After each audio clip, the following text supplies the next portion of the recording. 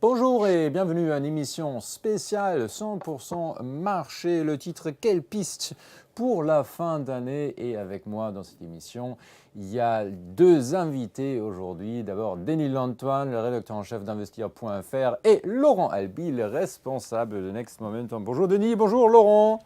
Oui, bonjour à vous. Bonjour à tout le monde. Bonjour tout le monde, bonjour Denis, bonjour Falco. Allez, c'est parti pour notre émission.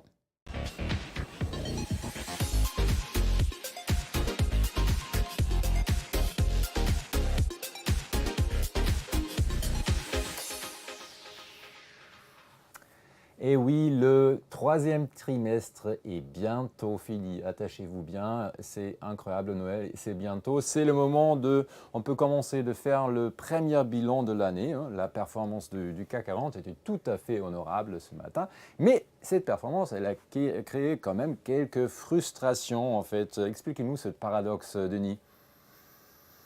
Oui, parce qu'en fait, il fallait être là durant les 3 premiers mois de l'année, hein, sinon Ouais. c'était rien, on pouvait rester au lit, hein. Il n'y avait pas grand-chose à faire, hormis être un gros, effectivement, intradayeur, je vais dire, et jouer ça effectivement à la semaine, au mois, à la hausse, à la baisse. Ok, je tente à la hausse, à la baisse, mais sinon, vous le voyez, en fait, tout s'est fait jusqu'au 29 mars, jusqu'à la fin mars 2023, et depuis pas grand-chose. Donc on est actuellement sur une hausse dans un canal, hein, en gros, de 7000 à 7600 points environ. Et puis, ce qui veut dire qu'on est maintenant avec un gain quand même assez conséquent de 13-15% sur le CAC 40. C'est pas rien. Et puis, on a l'impression que tout le monde, ça semble satisfaire tout le monde s'en contente. Donc, tout va bien. On reste sur ces marques.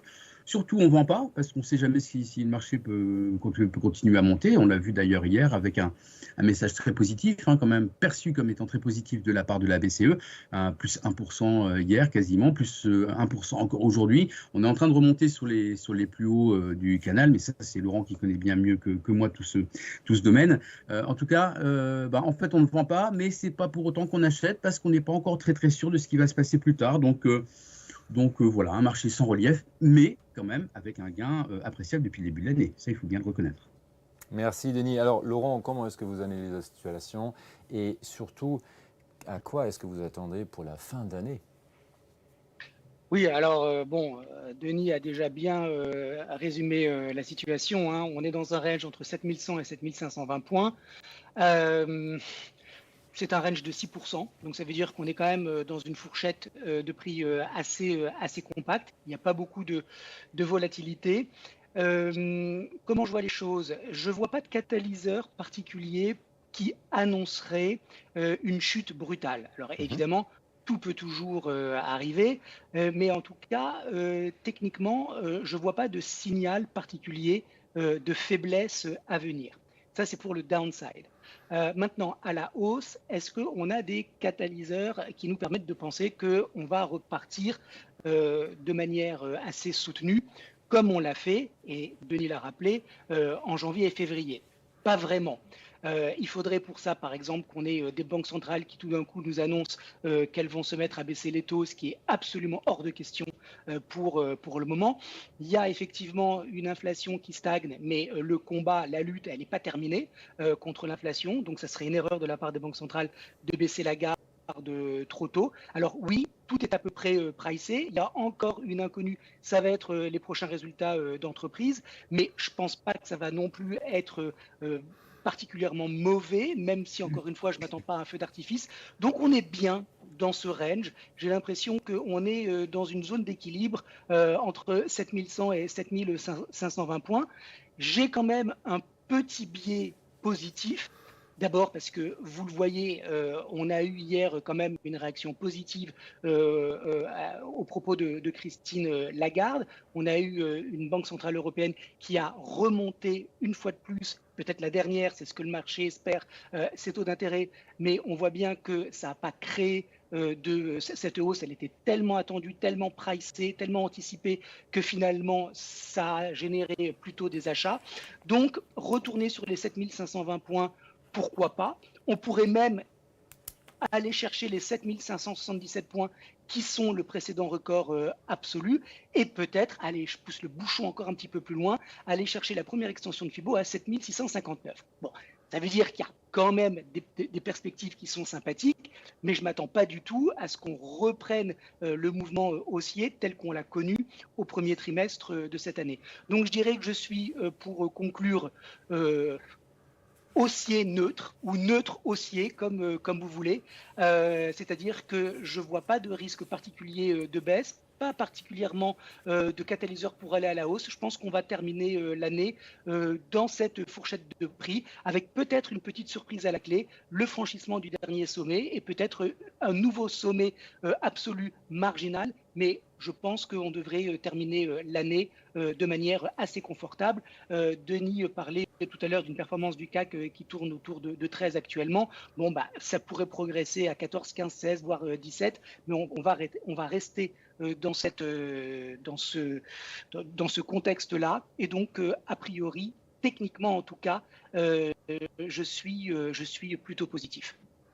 Merci beaucoup Laurent. On va passer maintenant au Wall Street en fait, où les marchés sont principalement portés par la belle performance des 7 magnifiques, on les appelle comme ça, les 7 magnifiques qui font eux-mêmes en fait, seulement eux, un tiers du S&P 500, donc ils ont un poids énorme. Est-ce que c'est un facteur de risque en fait pour le mois qui vient ou est-ce qu'il faut plutôt pas s'inquiéter?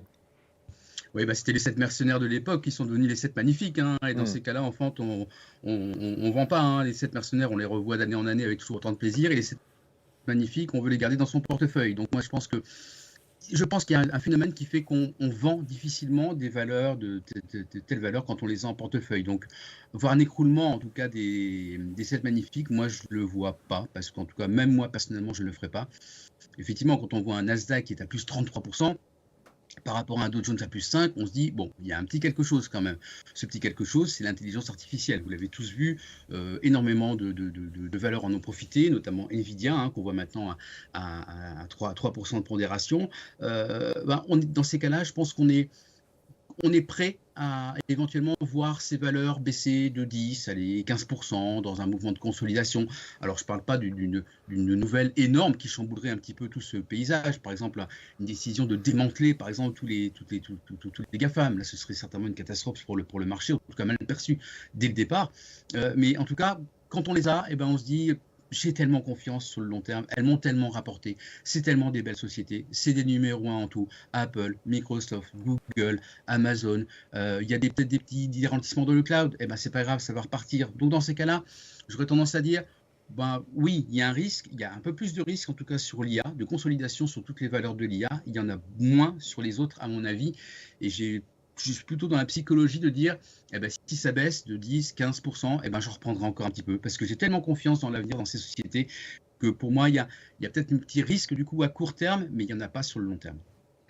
Le contexte global macro, il reste chargé. Hein. Il y a plein de facteurs de risque. On va parler de ça maintenant.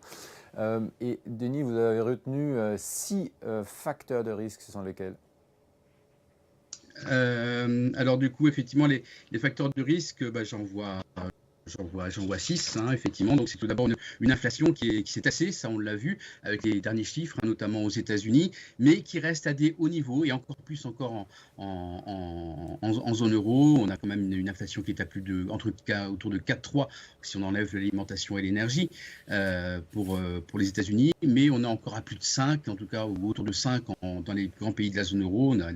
L'inflation a été remontée encore ce matin en données définitives à 4,9 en France. Donc attention, c'est pas réglé et on sait que c'est la tâche principale des banques centrales, c'est l'objectif, le ramener à 2%. On en est loin, d'où effectivement ce discours qui dit les taux resteront élevés durant longtemps. Donc on n'est pas prêt de voir des baisses de taux, comme le disait tout à l'heure Laurent.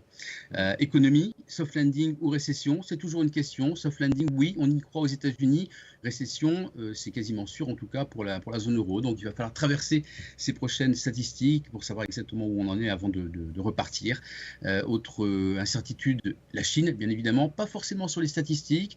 On s'est rendu compte ce matin notamment que finalement l'économie tenait pas trop mal avec des chiffres de production industrielle normalement qui sont plutôt assez bons, des prix qui repartent un petit peu à la hausse. Donc ça c'est bien au niveau de la consommation.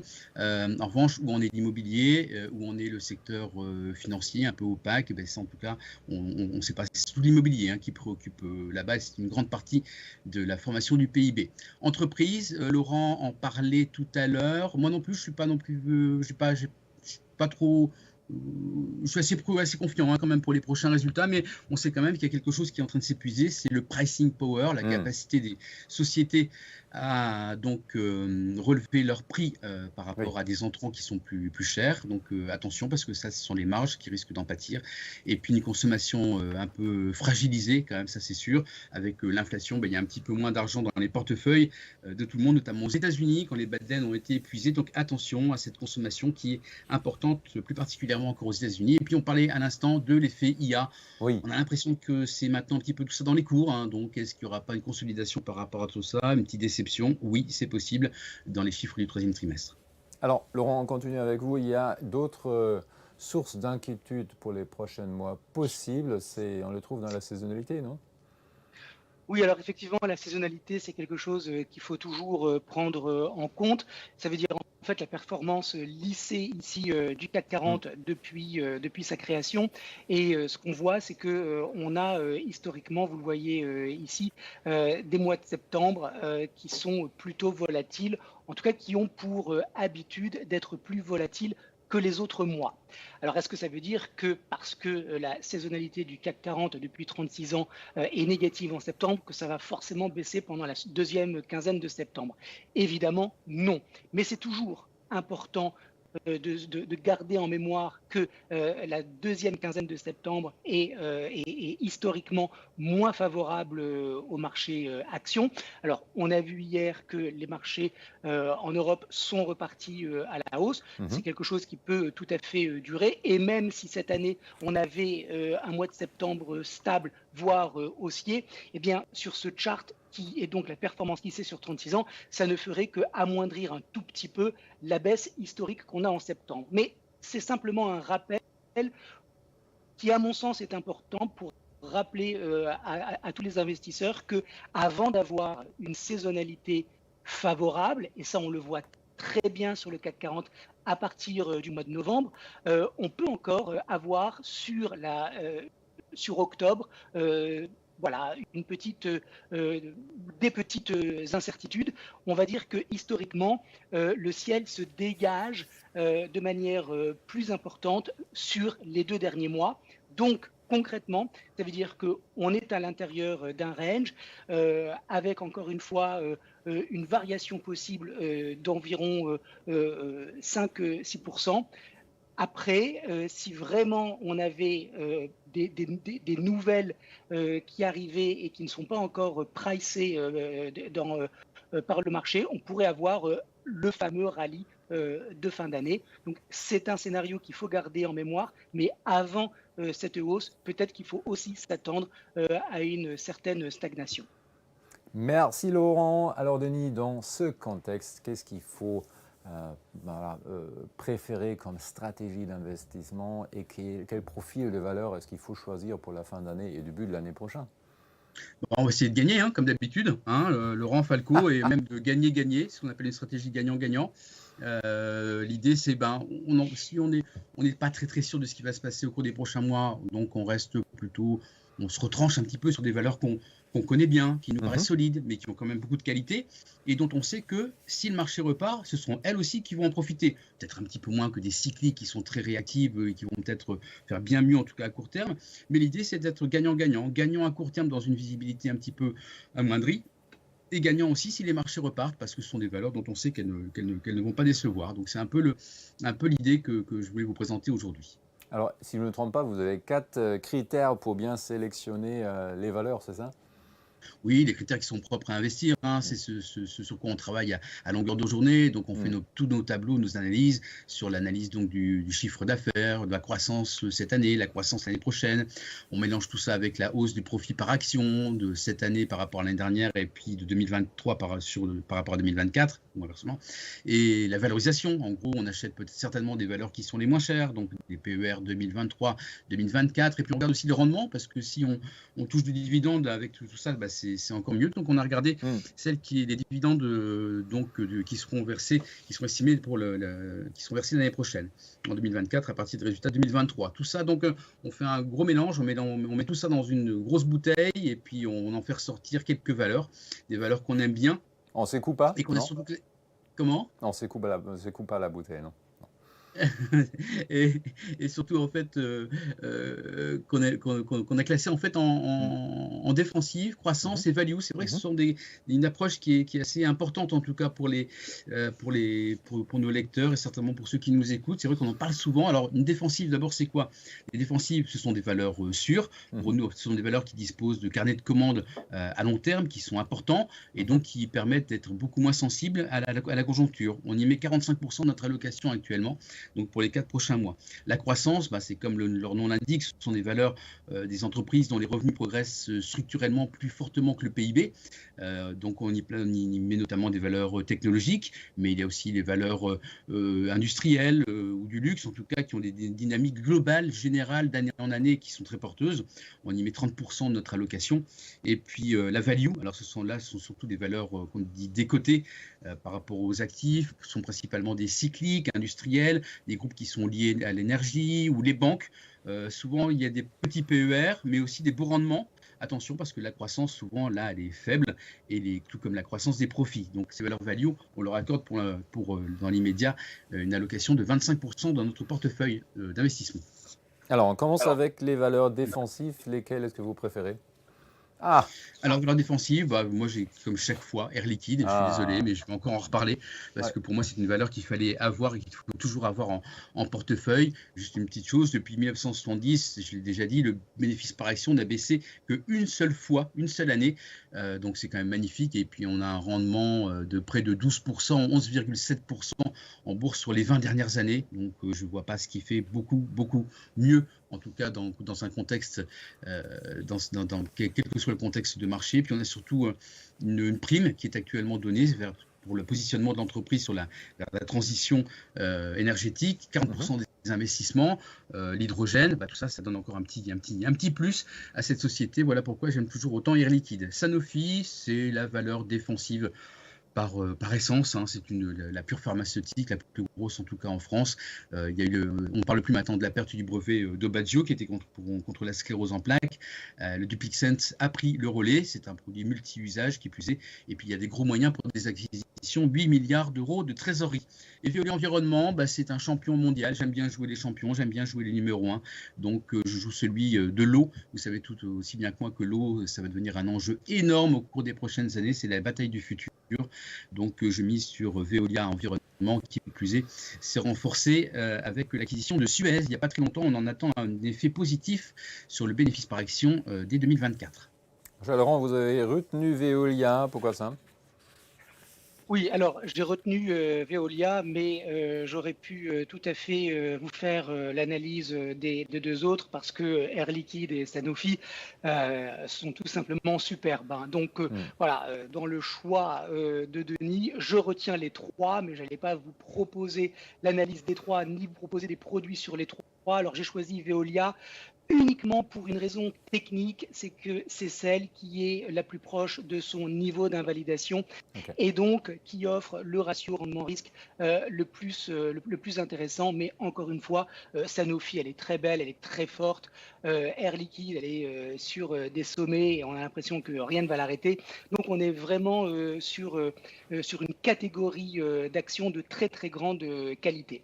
Alors Veolia en l'occurrence, je l'aime bien techniquement parce que elle est dans une phase de consolidation mais haussière. Je vais zoomer. Attendez, excusez-moi. Ouh là là. Alors attendez, je reviens sur mon chart. Voilà.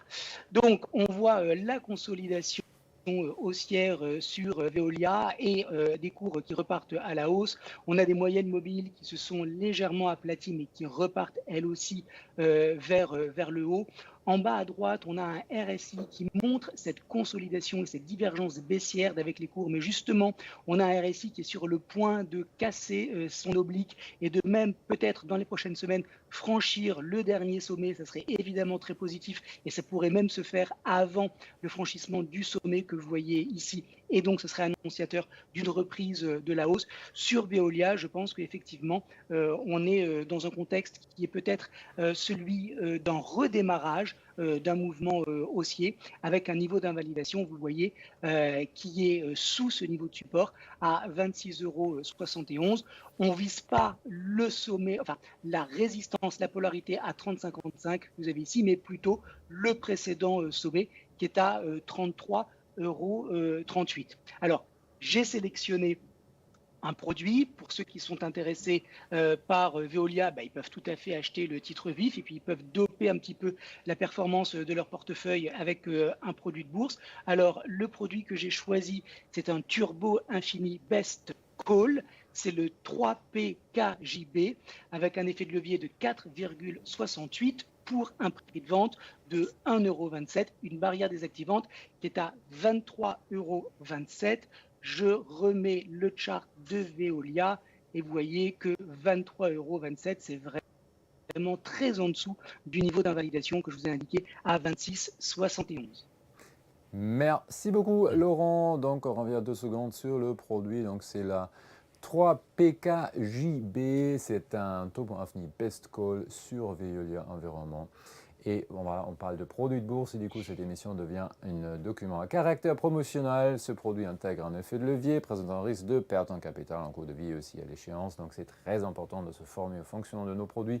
Ça, vous pouvez faire sur notre site internet produitsdebourse.bnpparibas.fr. Et sur ce site, vous allez retrouver toutes les informations sur ce produit, notamment ici par cette petite onglet de documents où vous allez retrouver la brochure et aussi les documents juridiques avec tous les détails. Pour notre produit barrière désactivante à 23,27, comme disait Laurent il y a quelques minutes, et un levier de 4,68. On va passer maintenant aux valeurs de croissance.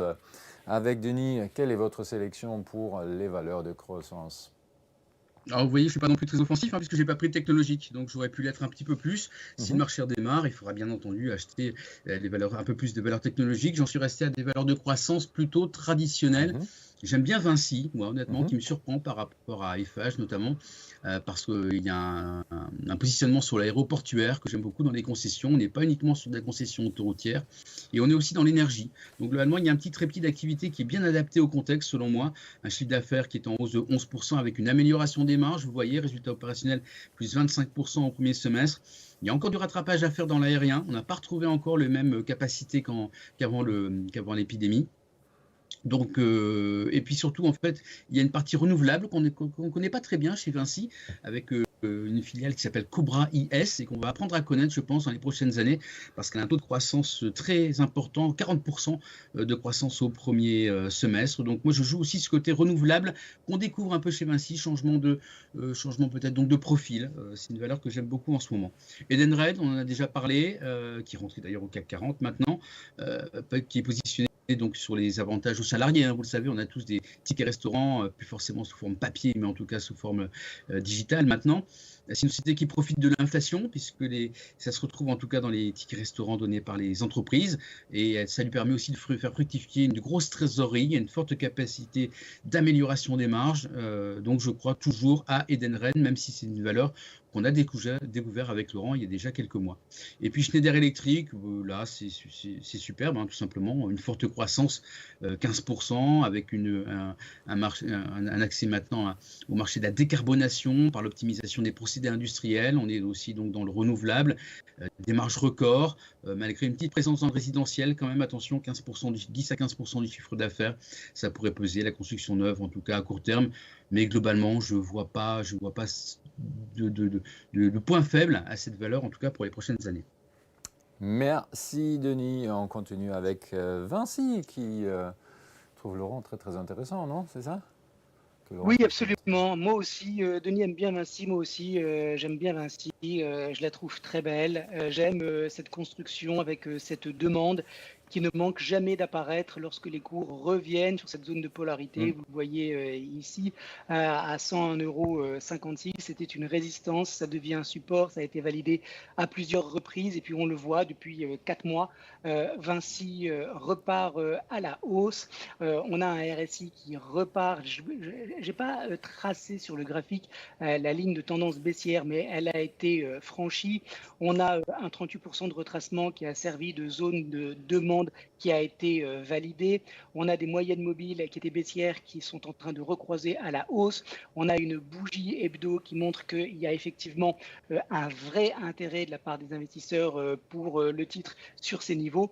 Autrement dit, j'anticipe sur Vinci d'ici la fin de l'année, déjà de revenir sur le précédent sommet à 112,40 €, mais pourquoi pas le franchir. Et si c'était le cas, alors pour 2024, j'ai une extension de FIBO à 124 € qui pourrait représenter pour l'année prochaine, en tout cas au premier semestre, un target, si tout effectivement se passe bien sur les marchés. Donc 124 € en données hebdomadaires sur Vinci, un scénario de reprise de la hausse sur une zone de support qui est forte, à un niveau intermédiaire à 112,40 et un graphique qui me semble tout à fait prometteur.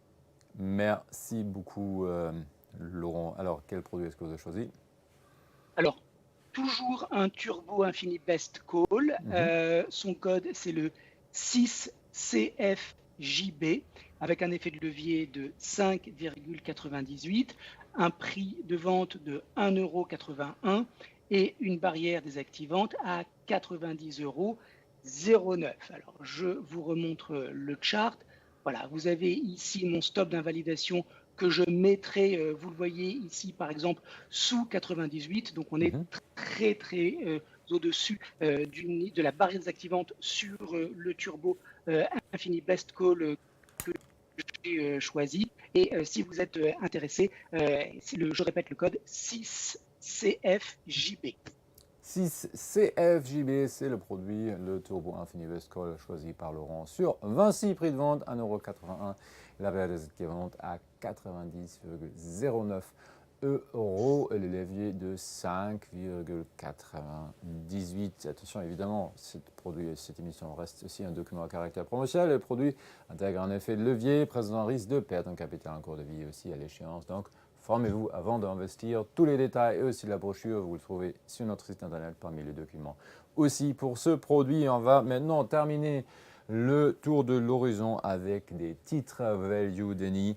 Vous avez sélectionné Stellantis, Saint-Gobain et Engie. Pourquoi? Stellantis, le plus petit PER du CAC 40, 3 fois simplement les résultats attendus. Donc imaginez, on ne voit pas comment ça pourrait continuer à baisser encore plus, autant que le rendement est de 8%. Donc c'est une valeur sur laquelle je pense qu'il n'y a pas de gros risque à mettre un petit billet, comme vous dites, Falco. Surtout qu'il y a une quasi-absence de Chine actuellement. Donc c'est plutôt une force à court terme parce qu'on sait que là-bas la concurrence est rude, en tout cas pour les constructeurs automobiles, notamment dans l'électrique. Donc pour l'instant, c'est une force. Donc je mettrais bien effectivement une petite pièce sur Stellantis. Saint-Gobain. Moi, je joue là un peu comme Schneider, c'est un leader dans ce domaine. Et puis, on a surtout un gros travail de fond qui a été réalisé dans l'activité, portefeuille d'activité depuis 5 ans, ce qui a permis une hausse des marges graduelle, un meilleur positionnement, de la croissance. Et puis, on a une position effectivement sur la rénovation qui permet là aussi de traverser le petit repli en cours dans la construction neuve. C'est environ 20% du chiffre d'affaires. C'est une très belle valeur industrielle Saint-Gobain. Enfin, on termine avec Engie, avec bien naturellement des bénéfices qui ont été confortés par la hausse des prix de l'énergie. Ce ne sera pas exactement aussi fort, peut-être certainement moins même au second semestre, mais je ne vois pas en tout cas d'impact énorme. Et on a surtout un sujet du nucléaire qui traînait en tout cas dans ce dossier depuis longtemps et qui a été réglé maintenant. Donc ça ouvre un petit peu de nouveaux horizons à Engie, notamment dans la perception des marchés. Et on a surtout un rendement qui là aussi est très fort, rendement supérieur à 10%. Merci beaucoup, Denis. Et on va parler avec Laurent maintenant de Engie. En fait, pourquoi Engie, Laurent? Parce que je continue mes achats sur repli et Engie, là aussi, elle est dans une configuration technique que je trouve intéressante parce que ce à quoi on est en train d'assister, c'est le retour de la demande sur une zone de polarité qui est importante. Attendez, je vais zoomer un petit peu. Vous voyez cette zone de résistance entre 14 et 14,50 €. Résistance validée 2 fois et puis le niveau a été franchi. Il a été retesté. Alors c'est vrai, elle est un petit peu lourde, Engie. Elle manque un petit peu de tonus dans les médias, mais j'aime bien la tendance haussière de moyen terme, voire même de long terme, hein, que vous avez à l'écran. C'est assez propre. Les moyennes mobiles n'ont jamais cessé d'être haussières, même dans la consolidation actuelle. Vous voyez que les moyennes mobiles n'ont jamais croisé. On a un RSI qui repart à la hausse. On a eu la semaine passée un joli rejet du marché sur cette zone de support, ce qui montre bien qu'il y avait des intérêts acheteurs très présents qui ont entouré le titre. Et puis cette semaine, ça valide avec un redémarrage du mouvement. Le titre devrait aller en toute logique chercher les 15,50 €, mais peut-être même continuer sa progression dans la dynamique de tendance haussière à laquelle on assiste depuis le début de l'année. On a en plus des prix du baril de pétrole qui soutiennent un petit peu toute cette histoire. Donc on a un niveau de résistance qui date de février 2020, qui est à 16,79 €. On est actuellement à 15,14 €. Engie pourrait tout à fait bien reprendre sa trajectoire haussière après la consolidation de ces 4 derniers mois et pourquoi pas sur franchissement de 15,50 reprendre donc le chemin pour aller chercher le chemin haussier pour aller chercher les 16,79 €.